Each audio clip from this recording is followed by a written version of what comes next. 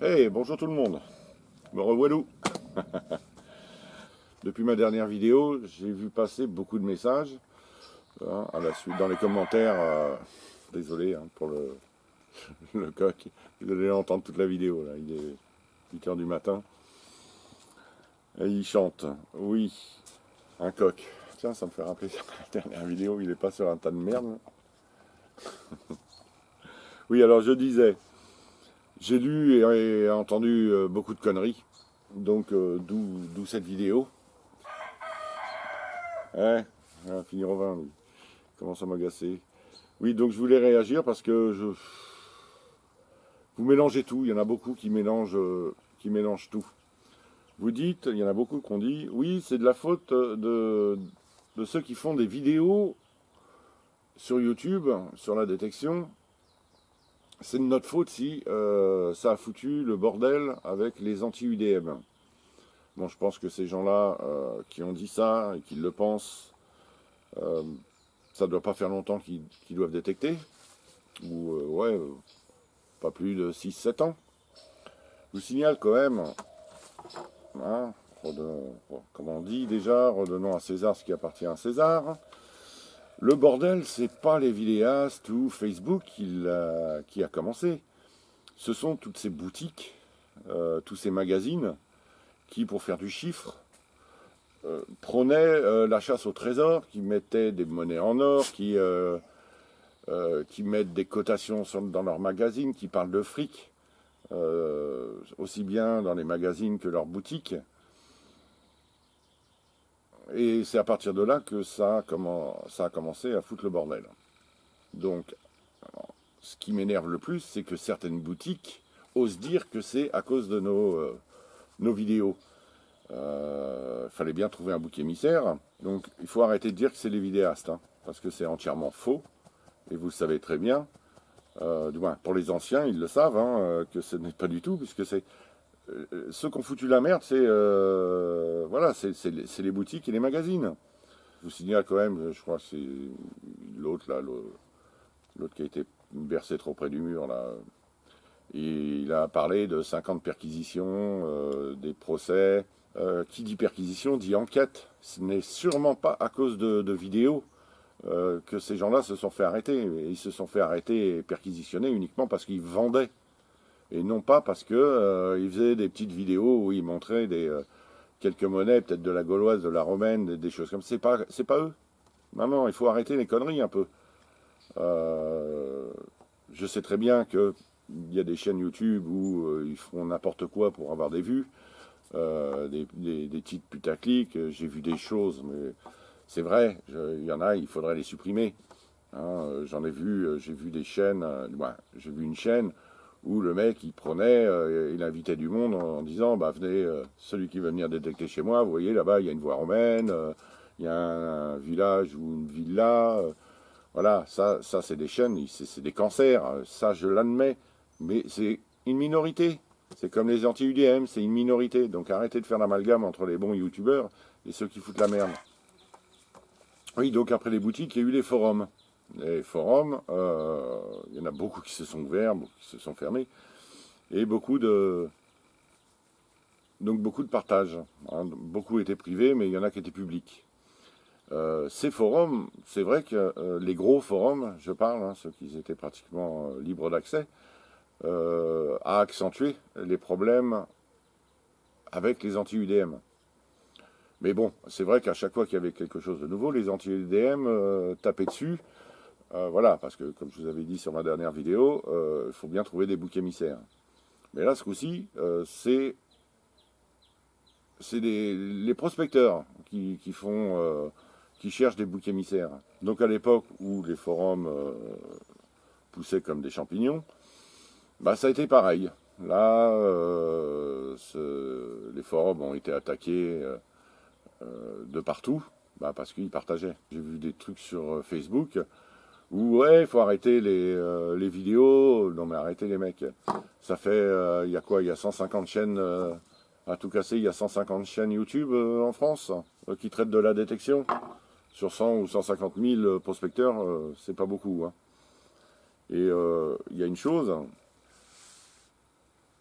l'autre, là, celui qui s'est fait bercer trop près du mur, là, qui disait il y a eu à peu près 50 perquisitions. Vous croyez franchement que ces gens-là faisaient des chaînes, que ces gens-là faisaient des vidéos et qu'ils les postaient sur YouTube? Vous croyez franchement que ces gens-là filmaient leurs trouvailles et qu'ils les mettaient sur des sites de vente après? Non mais, réfléchissez un petit peu. Je vais me répéter par rapport à ma dernière vidéo, mais ces gens-là, hein, qui se sont fait arrêter, perquisitionner. S'il y a eu perquisition, c'est qu'il y a eu des enquêtes. Des enquêtes, voilà, il y a eu des ventes. Et franchement, arrêtez, parce que c'est vraiment agaçant en disant que les vidéos, c'est eux qui nous font le plus de problèmes. Donc, si vous voulez chercher des boucs émissaires, arrêtez de taper sur les vidéastes. Ça sert strictement à rien, parce que déjà, moi, je continuerai. Ça va marcher pour quelques-uns. J'ai vu qu'il y en a qui voulaient arrêter leur chaîne vidéo, ce qui est complètement stupide. Je vous le dis, ce n'est pas de votre faute s'il y a le bordel avec les anti-UDM.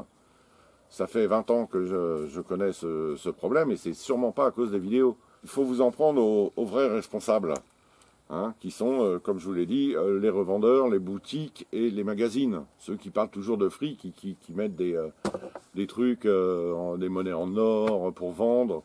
Ouais, le mien, il est plus gros que le tien. Oui, ça... c'est que ça me ferait rappeler une blague. Donc, c'est celui qui a la plus grosse. Et franchement, ça devient agaçant. Et je comprends aussi que beaucoup de vidéastes ne veulent pas entrer dans cette polémique. Parce que le pire, c'est que c'est même pas les anti-UDM qui créent ces polémiques. C'est les boutiques, c'est les revendeurs et les magazines. Donc arrêtez. Il y a certaines vidéos qui ont été faites l'année dernière et qui ont fait peut-être déborder le vase. Je parle des vidéos qui ont été faites par des youtubeurs très connus, type Amixem. Et franchement, pourquoi ils avaient eu besoin de faire de la pub sur la détection de loisirs avec des gros youtubeurs comme ça? Et ça, les anti-UDM, ils n'ont pas apprécié du tout. Là, je suis d'accord que c'est à cause des vidéastes.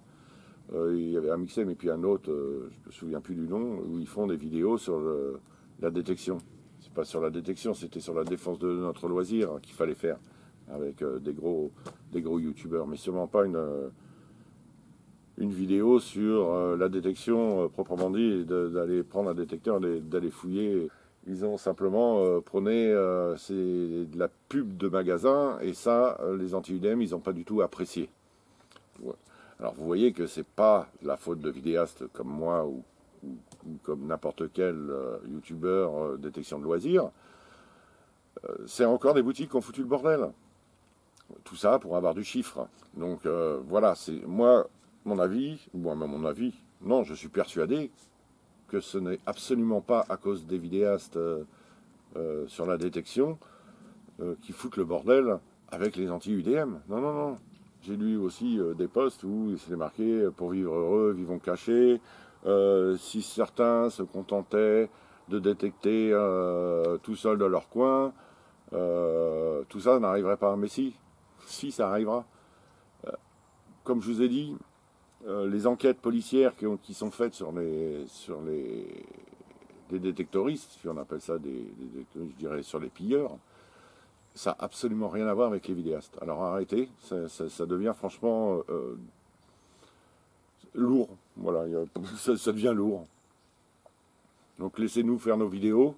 Moi, si j'ai décidé de faire de la détection de loisirs il y a longtemps, c'est pour pouvoir partager mes trouvailles. J'ai partagé, quand on n'avait pas YouTube, Facebook, les réseaux sociaux, ni même les forums, on partageait entre copains au cul de la voiture, ou devant une bonne bière, ou dans un bar, ou chez un pote. Mais je ne conçois pas, moi, la détection sans partage. Il faut faire comme les archéologues, alors. On trouve très peu de rapports de fouilles, d'inventaire, ou des choses comme ça. Il devient de plus en plus compliqué. Ils gardent tout entre eux. Maintenant, l'histoire est réservée à des nantis. Hein, il est extrêmement difficile, contrairement... Ils peuvent dire ce qu'ils veulent, mais c'est comme ça. Dans ma région, il est extrêmement difficile d'avoir des rapports de fouilles. J'ai réussi à en avoir quelques-uns via des amis, mais sinon c'est extrêmement rare. On ne peut plus les avoir. Moi, j'ai fait tous les musées de la région, j'ai pratiquement rien trouvé. Alors là, j'en ai un, j'ai un com là. Si certains se contentaient seulement de détecter au lieu de jouer les exhibitionnistes sur YouTube. Putain, mais arrêtez, arrêtez, ça devient chiant là. Ça devient vraiment chiant. Exhibitionniste. Non mais, le mode, il y en a, il marque le mode youtubeur est un fléau, mais arrêtez. Vous croyez que les flics, ils font des enquêtes sur des youtubeurs? Non, à moins que le youtubeur en question fasse des vidéos sur des sites archéologiques ou, voilà, ou comme c'est arrivé, mélanger des vidéos avec des ventes. Ça a dû arriver une ou deux fois. Mais sur le nombre, franchement, c'est pas beaucoup. Donc, arrêtez. J'ai l'impression que certains UDM, ils ont des œillères comme les anti-UDM. Vous êtes pareils, il y en a, ils sont pareils. Vous faites l'amalgame. Faut arrêter un peu toutes ces conneries. Il y en a qui disent on frime devant. Non, c'est une question de partager. Moi, comme je vous ai dit, si j'ai choisi de faire de la détection, c'est pour pouvoir partager. Je ne ferai pas ça dans mon coin. Pourquoi faire? À quoi ça sert de garder tout secret? Je suis le premier à critiquer les archéologues qui gardent tout pour eux. Je ne vais pas faire la même chose. Et moi, je dis, continuez à faire des vidéos. Hein, moi, ça me plaît, même si je ne laisse pas des commentaires à tous. Je regarde vos vidéos et moi, ça me plaît. Puis moi, j'encourage les jeunes vidéastes à faire des vidéos sur leurs sorties, sur leurs trouvailles. Bien sûr, si ça reste dans le domaine du raisonnable. Bon, je vais revenir à la charte. J'ai vu qu'il y en a quand même pas mal qui l'ont signée. Je trouve ça très bien. Moi, personnellement, je ne la signerai pas. Pourquoi? Parce que, avant de signer cette charte, il faudrait déjà que les professionnels se réunissent. Ils se réunissent, par exemple, en congrès avec des hommes de loi.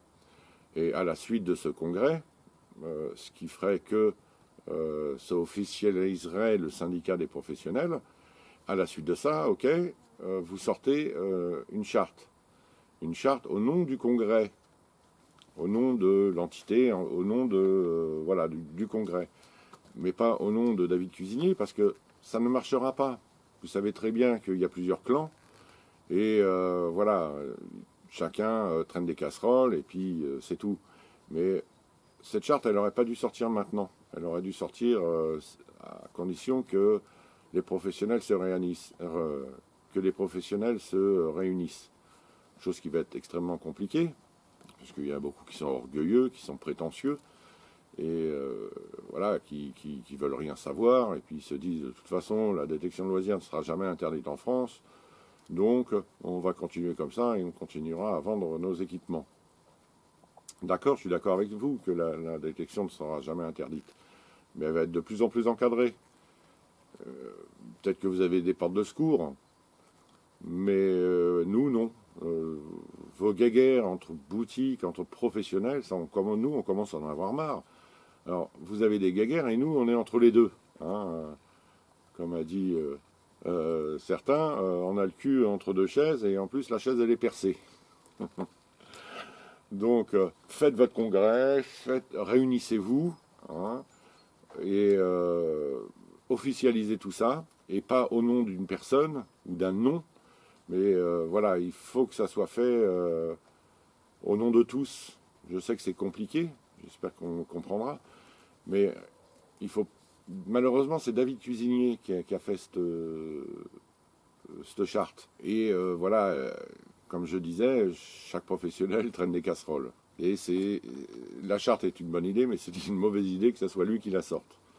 Donc revoyez un peu tout ça, réunissez-vous, faites ça officiellement, et puis une fois que ce congrès, cette entité sort de terre, je pense que vous aurez tous les UDM derrière vous. Malheureusement, encore un malheureusement, je sais qu'il y a les deux grosses boutiques, plus le constructeur français qui s'entendra absolument pas, peut-être à juste titre. Beaucoup ne sont pas au courant des histoires qu'il y a eu, et puis on s'en fout. Donc voilà, là ça c'était pour la charte, donc je ne la signerai pas pour le moment. Aux professionnels de bouger un peu plus que d'habitude. Et je parle des professionnels en général, pas d'une seule personne. Et nous on suivra. Hein, derrière, il n'y a pas de souci. Et c'est vrai que nous, il faudrait aussi qu'on trouve une fédération ou qu'on monte une fédération digne de ce nom. Pas ceux qui traînent des casseroles. Pour moi, pour l'instant, il n'y a aucune fédération pour nous représenter. Il y a eu des essais, mais ça n'a jamais fonctionné parce que, voilà, il y a eu, on revient toujours sur la même chose, il y a toujours eu des guéguerres entre les boutiques et ça fout toujours tout en l'air. Voilà, bon, donc c'est tout ce que je voulais dire. Sur ce, je vous dis à bientôt, bonne détection à tout le monde et bonnes vacances.